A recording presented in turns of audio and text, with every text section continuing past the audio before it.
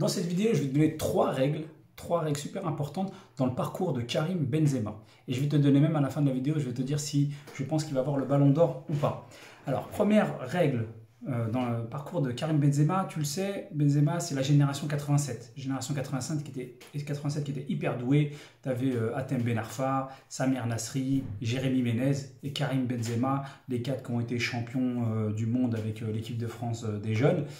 Et parmi ces quatre joueurs que je viens de te citer, Karim Benzema était le moins doué techniquement. Les autres étaient beaucoup plus doués, Nasri, Ben Arfa, Ménez, voilà, perçaient, on entendait beaucoup plus parler d'eux, surtout encore plus de Ben Arfa. Et au final, à la fin, qui est-ce qui a percé le plus? Qui est-ce qui a été le plus loin? Ils n'ont pas fait des mauvaises carrières, notamment Nasri, qui a quand même récolté pas mal de titres en Angleterre. Mais celui qui a été plus loin de manière régulière et qui a joué de nombreuses années dans l'un des plus grands clubs au monde est Karim Benzema, qui était le joueur le moins doué techniquement des quatre. Première leçon que tu retiens là-dessus, c'est que en fait, ce n'est pas la technique la chose la plus importante, et c'est vrai dans beaucoup de domaines dans la vie. La chose la plus importante, c'est le mental, c'est ta détermination. Et Karim Benzema était déjà jeune, était déjà quelqu'un de très déterminé. Il y avait une interview qui t'expliquait que quand, en fait, je crois que c'était un témoignage de joueur, quand il était donc arrivé dans le vestiaire de l'OL, donc tu as un bisutage, il devait faire une chanson, il a fait sa chanson, les mecs sont foutus de lui et tout, il leur a dit une phrase, il leur a dit bon, rigolez, mais sachez que moi je suis là pour prendre une place d'un des joueurs qui est là, qui est présent. Donc bon, ils l'ont pris un petit peu à la rigolade, ils se sont dit bon, les petits jeunes et tout, et le gars il a percé, je crois, 18 ans, 19 ans, enfin même avant 19 ans, il a commencé déjà à être titulaire et à marquer des buts avec l'OL, et ensuite très rapidement à partir dans l'un des plus grands clubs, donc le Real Madrid. Donc c'était quelqu'un d'extrêmement déterminé. La première leçon c'est celle-ci, c'est vraiment la détermination, quel que soit le domaine. Tu peux ne pas être le plus bon dans ton domaine, mais si tu es extrêmement déterminé à vouloir réussir, à atteindre des objectifs, et ces objectifs sont ambitieux, tu as beaucoup plus de chances de les atteindre que celui qui est plus doué que toi. Mais voilà, il y va tranquille, il a des qualités, il est sûr de lui, il y va en confiance. Et voilà, il va pas se faire mal, il ne va pas être très ambitieux par rapport à celui qui a un gros mental. La détermination est plus forte que la technique ou que le fait d'être doué dans un domaine en particulier. Et puis ensuite, dans une deuxième partie de sa vie, comme tu le sais, Benzema, ça s'est plutôt mal passé.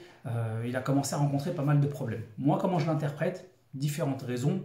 C'est un homme de défi, Benzema. Comme on l'a vu, tu vois, il est déterminé, c'est un homme de défi. Et son défi, c'était, le challenge qu'il s'était donné, c'est d'aller au Real Madrid.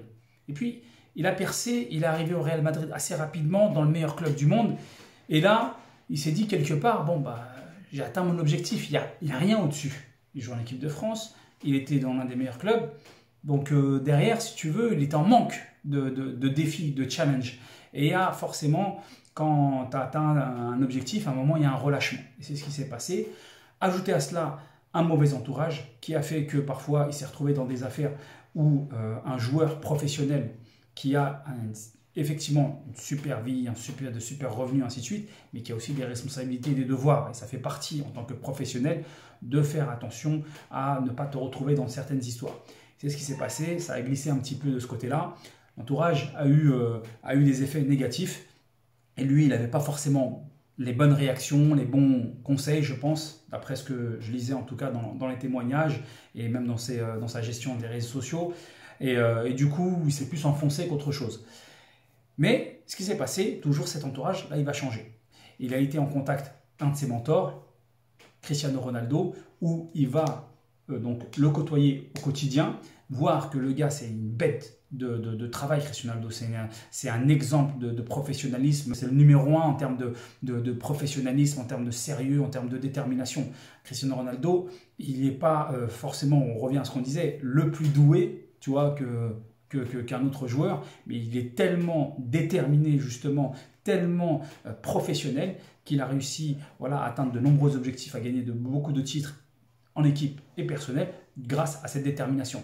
Donc Benzema, il va côtoyer ça. C'est pour ça que tu vois l'importance. Ton environnement négatif peut te faire couler. Ton environnement, tes mentors, ton entourage positif peut te faire remonter. Donc il a eu la chance de côtoyer Cristiano Ronaldo, qui est le numéro 1 en termes de professionnalisme, on peut dire, dans le métier, et un deuxième gros coup de chance, un deuxième mentor extrêmement puissant et extrêmement influent en la personne de Zinedine Zidane. En tant qu'entraîneur, il l'a reboosté, il l'a remis dans le droit chemin. Tu vois, et il avait un exemple de joueur et il a eu un super exemple en tant que coach pour pouvoir justement convaincre, le rebooster pour qu'il relance encore mieux sa carrière. Et on l'a vu, il commençait à être de plus en plus influent au Real Madrid, surtout après le départ de Cristiano Ronaldo. Donc tu vois, ça c'est le deuxième truc. L'entourage, deuxième leçon, c'est que l'entourage, regarde comment ça peut avoir un impact, dans le bon sens comme dans le mauvais sens. C'est pour ça que c'est extrêmement important de s'entourer avec des bonnes personnes et d'éviter, tu vois, de côtoyer les personnes qui vont plus nous faire descendre. Au contraire, on va côtoyer des gens qui vont plus nous mener vers le haut. Okay, donc ça, c'est la deuxième leçon. Et ensuite, la troisième leçon, c'est que il était déterminé, il a compris qu'il fallait qu'il atteigne ses objectifs. Et il a compris qu'il était en fin de carrière et qu'il n'avait rien gagné en équipe de France. Et là, justement, comme on a dit tout à l'heure, un homme de défi, il s'est dit, moi je veux des titres. Je veux des titres avec l'équipe de France, j'en ai jamais gagné. Tu vois. Donc, il va tout faire pour se relancer. Et pour cela, comme il est déterminé, il a changé pas mal de choses. Tu l'as vu physiquement, en termes de diète, il est plus affûté que quand il était plus jeune. Il a 34 ans, il est plus affûté que quand il avait 20 ans. Tu vois, il court plus. On voit, et ça, tu le vois même à travers ses réseaux sociaux, tu vois que même lorsque c'est plus la compétition, il continue à s'entraîner, il continue à être très sérieux, à avoir un coach personnel pour travailler en termes de forme physique. Okay, ça, probablement, d'ailleurs, il l'a pris de chez CR7. Ensuite, ça c'est d'un point de vue physique. D'un point de vue mental, il a changé aussi. Il est beaucoup plus souriant, il est beaucoup plus agréable, il est beaucoup plus ouvert aux interviews, aux discussions, ainsi de suite. D'ailleurs, son coach en équipe de France, Didier Deschamps, l'a souligné. Il a dit qu'il y a un changement, c'est plus le même. Hein, certains qui me disaient que oui, mais Didier Deschamps ne prend pas pour des raisons racistes. Ça n'a rien à voir. On voit déjà en équipe de France qu'il ne veut pas être raciste et il l'a rappelé juste après, donc ça veut dire que tout ça c'est du bidon. Il faut parfois savoir se remettre en cause, c'est pas toujours la faute de l'autre. Il faut se dire c'est quoi le problème. Le problème c'est qu'il y avait des soucis, il y avait des problèmes avec les entourages, il y avait des mauvaises réactions. Là, il est hyper positif, c'est plus le même. Il a fait un travail au niveau de son physique, il a fait un travail au niveau mental, il est beaucoup plus souriant, beaucoup plus positif, beaucoup plus ouvert, ce qui n'était pas forcément le cas. Tu as plein de joueurs, ou dans d'autres métiers, dans d'autres domaines, ils sont là, ils font toujours les nerveux, ils sont toujours en colère, comme si que, voilà, je viens du quartier. Non, il n'y a pas de quartier. Tu as l'un des meilleurs métiers au monde, tu as un très bon salaire, tu as une très bonne qualité de vie, tu as tout pour être heureux. Il ne faut pas s'inventer une vie. Donc là, lui, il l'a compris. Il a décidé de changer tout ça. Et maintenant qu'il est positif, ça c'est la troisième leçon. Quand tu es positif, tu attires des choses positives. Quand tu es négatif, tu attires des choses négatives. Et on peut le comparer. Le contre-exemple, c'est Samir Nasri. Tu vois, toujours là à froncer les sourcils, ainsi de suite. Et ben, il a enchaîné galère sur galère. Alors que Benzema, il a réussi à reprendre les mains sur sa carrière. Et là, maintenant, il attire des choses positives. Et au final, donc l'Euro, même s'il a fait un très bon Euro, il a marqué énormément de buts en quelques matchs, je crois que c'est 4 buts en 4 matchs. Derrière, il gagne la Ligue des Nations, il a porté l'équipe de France en demi-finale, ou du moins au moins il a relancé l'équipe en demi, en finale également contre l'Espagne. Il a donc atteint en tout cas un premier objectif à l'équipe de France, d'avoir un titre. On espère pour lui, ça va être la conclusion, la réponse à la question, est-ce qu'il va avoir le Ballon d'Or ou pas, qu'il l'aura, parce que d'un point de vue personnel, en club, voilà, il fait le boulot, il porte le Real hein, qui a perdu pas mal de joueurs. En équipe de France, il a gagné un titre. C'est des critères qui sont pris en compte au niveau du Ballon d'Or.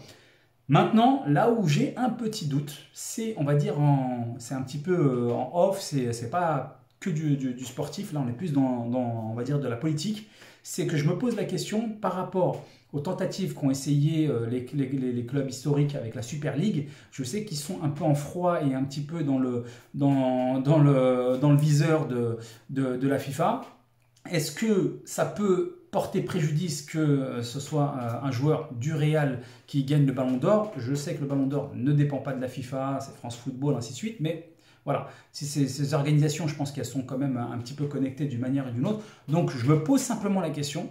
Moi, mis à part ce point-là, Pour moi, il mérite amplement le ballon d'or d'un point de vue sportif, encore une fois, de son équipe et avec son club, avec sa sélection. Mais est-ce que, d'un point de vue purement politique, là c'est vraiment, c'est rien à voir, c'est pas du tout sportif, c'est purement politique, est-ce qu'il ne va pas être victime de ce petit conflit qu'il y a entre les différentes organisations? Voilà, ça sera tout pour cette vidéo, j'espère que tu as apprécié. Ce qu'il faut retenir, hein, c'est, comme je te l'ai dit, premièrement, la détermination, le mental, la qualité numéro 1. Deuxièmement, ton environnement, ton entourage. Troisièmement, être positif. Quand tu es positif, tu es souriant, tu es agréable, tu es bienveillant, tu vois les choses du bon côté, et ben tu attires les bonnes choses. Tu attires des gens positifs, tu attires des bonnes choses. Okay, et voilà, ce sera tout. J'espère que tu as liké, tu as kiffé. N'oublie pas de liker et de t'abonner si ce n'est pas encore fait. Je te dis à bientôt. Bisous, kiff, ciao, ciao.